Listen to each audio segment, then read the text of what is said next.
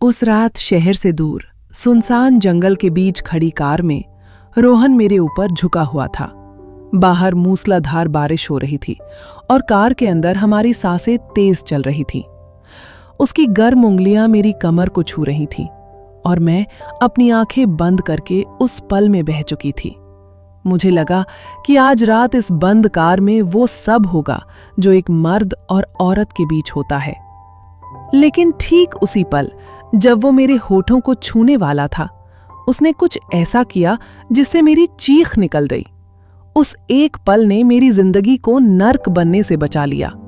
आखिर उस रात उस बंद कार में हवस और साजिश के बीच ऐसा क्या हुआ? जानने के लिए कहानी अंत तक सुनिए। नमस्ते दोस्तों, मेरा नाम अंजलि है। आज मैं आपको अपनी जिंदगी का वो किस्सा सुनाने जा रही हूं जिसने मुझे ये सिखाया कि कभी-कभी जिसे हम आजादी का रास्ता समझते हैं, वो असल में हमारे लिए बिछाया गया एक जाल होता है। और कभी-कभी एक अजनबी हमें वो इज्जत दे जाता है जो हमारा अपना हमसफर हमें बरसों में नहीं दे पाता। मेरी शादी को 7 साल हो चुके थे। मेरे पति राजीव एक बहुत बड़े बिजनेसमैन थे। दुनिया की नजरों में हमारे पास सब कुछ था, बड़ा घर, गाड़ियां, नौकर चाकर और समाज में रुतबा।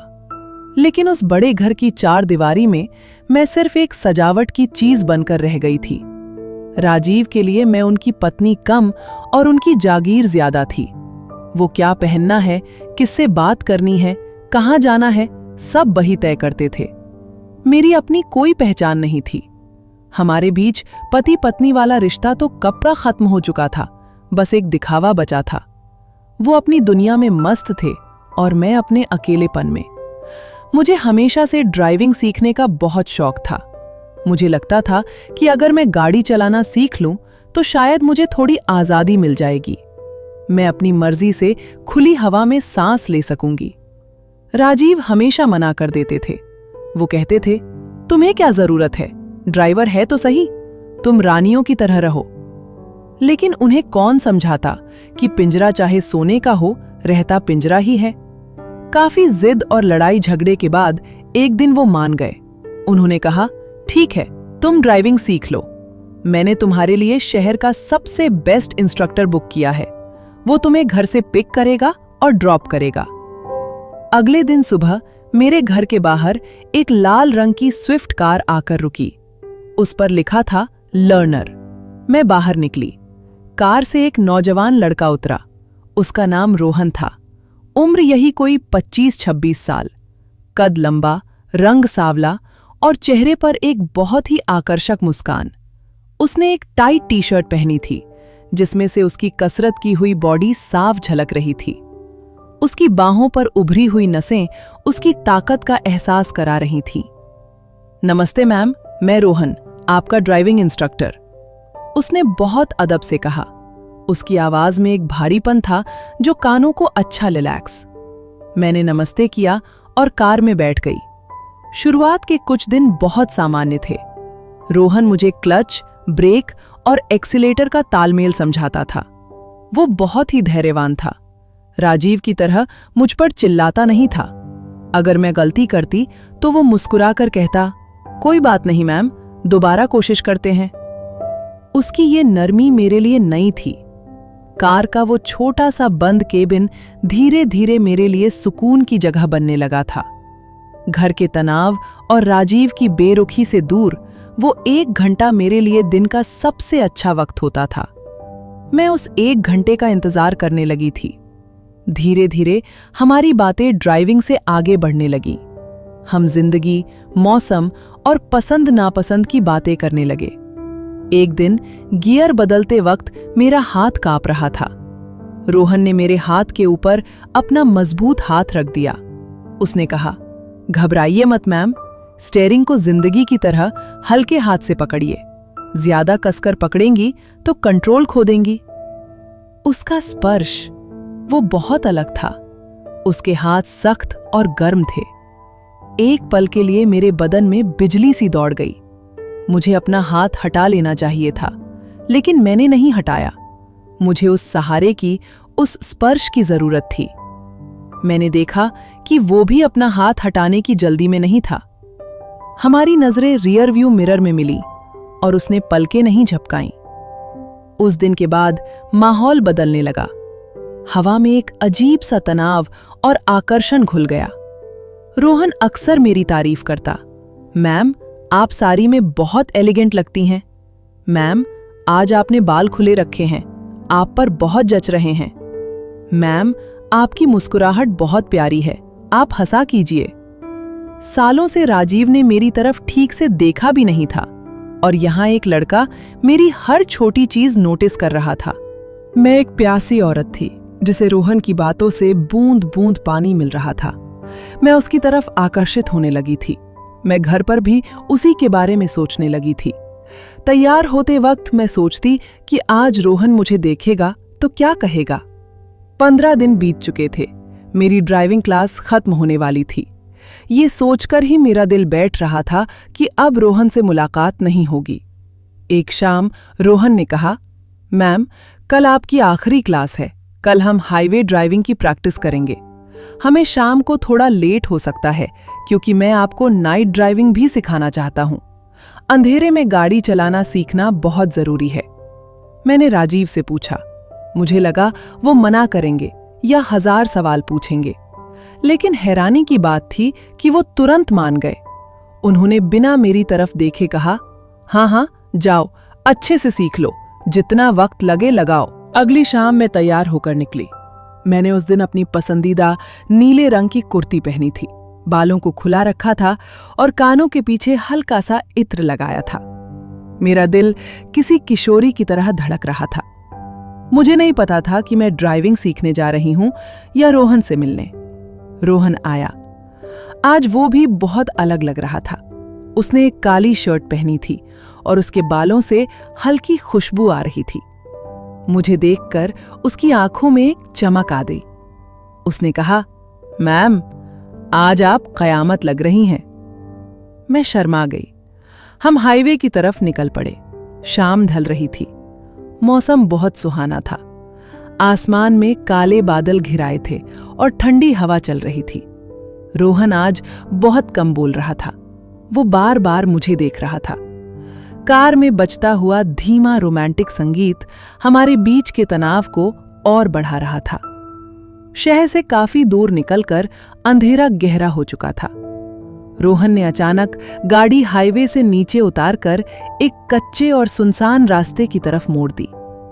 मैंने पूछा, रोहन हम कहाँ जा रहे हैं? ये रास्ता तो जंगल की तरफ जाता है। उसने कहा, मैम आगे एक चढ़ाई वाला रास्ता है, वहां आपको हिल असिस्ट की प्रैक्टिस करानी है। वहां ट्रैफिक नहीं होता तो आप आसानी से सीख पाएंगी। मुझे उसकी बात पर भरोसा था, या शायद मैं उस पर शक करना ही नहीं चाहती थी। रास्ता बहुत सुनसान था। दोनों तरफ घने पेड़ थे। अंधेरा इतना था कि कार की हेडलाइट के अलावा कुछ नहीं दिख रहा था। बारिश की बूंदाबांदी शुरू हो गई थी। बूंदों की आवाज कार की छत पर एक अलग ही संगीत बना रही थी। अचानक रोहन ने एक बड़े से पेड़ के नीचे कार रोक दी। उसने इंजन बंद कर दिया और हेडलाइट्स भी बुझा दी। पूरा जंगल अंधेरे में डूब गया। सन्नाटा छा गया। मैंने घबराते हुए पूछा, क्या हुआ? गाड़ी क्यों रोकी? लाइट क्यों बंद की? रोहन मेरी तरफ घूमा। बाहर बिजली कड़की और उस रोशनी में मैंने उसका चेहरा देखा। उसकी आंखों में एक अजीब सी शिद्दत थी। उसने अपनी सीट बेल्ट खोली और मेरी तरफ खिसका। वो बोला, अंजलि जी, ड्राइविंग तो आप सीख गई हैं, लेकिन जिंदगी में कुछ और भी है जो आपने शायद मिस कर दिया है। मेरा दिल जोर जोर से धड़कने लगा। उसने पहली बार मेरा नाम लिया था। उसके मुंह से मेरा नाम सुनकर मुझे एक नशा सा चढ़ गया। वो मेरे करीब आया। उसने मेरा हाथ अपने हाथों में ले लिया। वो बोला, मैं जानता हूं आप खुश नहीं हैं। मैं पिछले 15 दिनों से आपकी आंखों में वो खालीपन देख रहा हूं। आप जैसी खूबसूरत औरत को प्यार मिलना चाहिए, नजरअंदाजगी नहीं। उसकी बातें मेरे दिल के उन कोनों को छू रही थीं जो बरसों से वीरान पड़े थे। वो और करीब आया। उसका चेहरा मेरे चेहरे के एकदम पास था। मैं उसकी सांसों की गर्मी महसूस कर सकती थी। उसने अपना हाथ मेरे गाल पर रखा। उसका स्पर्श बिजली की तरह था। उस पल मैं सब कुछ भूल गई। मैं भूल गई कि मैं शादीशुदा हूं। मैं भूल गई कि वो मुझसे छोटा है, मेरा इंस्ट्रक्टर है। मुझे बस वो पल चाहिए था। मुझे वो प्यार चाहिए था जिसके लिए मैं तरस रही थी। मैंने अपनी आंखें बंद कर ली। मैं उसके स्पर्श में बहने को तैयार थी। उसने मेरे बालों को सहलाया। उसका दूसरा हाथ मेरी कमर की तरफ बढ़ा। उसने मेरी सीट को थोड़ा पीछे किया। कार का माहौल पूरी तरह से कामुक हो चुका था। खिड़कियों पर भाप जम गई थी। हम दोनों की सांसें तेज चल रही थीं। उसने मुझे अपनी बाहों में भर लिया। मैं उसके सीने से लग गई। वो मुझे किस करने ही वाला था। उसके होंठ मेरे होंठों के बेहद करीब थे। मैं पूरी तरह समर्पित हो चुकी थी। मैंने अपना सिर पीछे झुका दिया। लेकिन तभी ठीक उसी पल अचानक रोहन रुक गया, जैसे उसे करंट लगा हो। उसने अपने होंठ पीछे खींच लिए। उसका हाथ मेरी कमर से हट गया। उसने मुझे झटके से पीछे किया और अपनी सीट पर सीधा बैठ गया। मैंने हड़बड़ाकर आंखें खोली।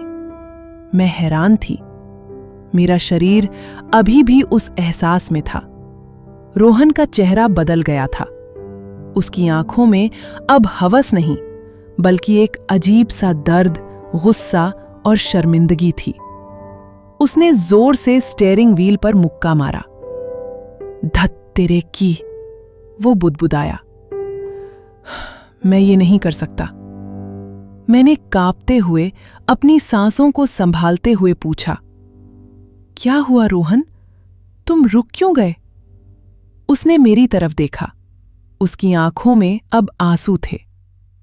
वो बोला, मैम, अंजलि मैम, मुझे माफ कर दीजिए। मैं इतना भी नहीं गिरा हूं। मैं गरीब जरूर हूं, पर बिकाऊ नहीं। मुझे कुछ समझ नहीं आ रहा था। बिकाऊ? इसका क्या मतलब है? मैंने पूछा। तुम क्या कह रहे हो रोहन? साफ साफ बताओ। रोहन ने अपनी जेब से अपना फोन निकाला। उसके हाथ कांप रहे थे। उसने एक वीडियो प्ले किया और फोन मेरी तरफ बढ़ा दिया। मैंने स्क्रीन पर देखा और जो मैंने देखा उससे मेरे पैरों तले जमीन खिसक गई। मेरी रूह कांप गई। वीडियो में मेरे पति राजीव और रोहन बात कर रहे थे। वो किसी कैफे में बैठे थे। राजीव रोहन को नोटों की गड्डियां दे रहे थे। वीडियो में राजीव कह रहे थे, देखो रोहन, काम एकदम पक्का होना चाहिए। मैं तुम्हें 5 लाख रुपए दे रहा हूं। उस औरत को ड्राइविंग सिखाने के बहाने किसी सुनसान जगह ले जाना, उसे अपनी बातों में फंसाना। वो प्यासी है, आसानी से मान जाएगी। और जैसे ही वो तुम्हारे करीब आए या तुम्हें छूने दे या तुम उसे किस करो, उसका वीडियो बना लेना। मुझे वो वीडियो सबूत के तौर पर चाहिए। मैं उसे डिवोर्स देना चाहता हूं, लेकिन मैं उसे अपनी जायदाद का एक भी पैसा, कोई एलिमनी नहीं देना चाहता। मैंने उसके करीब जाकर उसका हाथ अपने दोनों हाथों में थाम लिया। मैंने कहा, आजादी तो मिल गई रोहन, पर हमसफर नहीं मिला। क्या तुम मेरे साथ चलोगे? रोहन चौंक गया। उसने झटके से अपना हाथ पीछे खींचा। वो बोला, मैम, ये नहीं हो सकता। आप क्या कह रही हैं? आप कहां और मैं कहां? मैं एक मामूली ड्राइवर हूं, गरीब हूं। मैं आपके लायक नहीं हूं। दुनिया क्या कहेगी? मैंने उसकी आंखों में देखा। मैंने कहा, दुनिया भाड़ में जाए रोहन। दुनिया ने मुझे एक अमीर, बराबर वाले दर्जे का पति दिया था, जिसने मुझे धोखा दिया। और एक तुम हो, जिसने गरीबी में भी, मजबूरी में भी मेरा सम्मान किया। मेरे लिए अमीरी वो नहीं जो बैंक में है, अमीरी वो है जो दिल में है। वो चुप रहा। उसकी आंखों में आंसू आ गए। मैंने कहा, रोहन, मेरे पास अब बहुत पैसा है। मुझे पैसों वाला पति नहीं चाहिए। मुझे वो इंसान चाहिए जो मेरी इज्जत करे, जो मेरी रक्षा करे, और वो तुम हो। उस रात तुमने मुझे छुआ नहीं, बल्कि मेरी रूह को छू लिया था। क्या तुम मेरा हाथ नहीं थामोगे? मैंने उसे गले लगा लिया। उसने सिसकते हुए कहा, मैं आपको कभी दुख नहीं दूंगा अंजलि जी। मैं अपनी जान देकर भी आपकी रक्षा करूंगा। उस दिन के बाद हम दोनों ने वो शहर छोड़ दिया। आज हम शिमला में रहते हैं। हमने वहां एक छोटा सा खूबसूरत होटल खोला है। हम शादीशुदा हैं और बहुत खुश हैं। रोहन आज भी मुझे वैसे ही देखता है जैसे उस पहली ड्राइव पर देखा करता था, ढेर सारे प्यार और इज्जत से। दोस्तों, ये कहानी हमें सिखाती है कि सच्चा प्यार बैंक बैलेंस देखकर नहीं, बल्कि चरित्र देखकर करना चाहिए। आपको अंजलि और रोहन की ये कहानी और उनका फैसला कैसा लगा? क्या उन्होंने सही किया? नीचे कमेंट्स में जरूर बताएं। अगर ये कहानी आपके दिल को छू गई हो तो वीडियो को लाइक करें और चैनल को सब्सक्राइब करें, ताकि हम ऐसी ही और कहानियां आपके लिए ला सकें। धन्यवाद।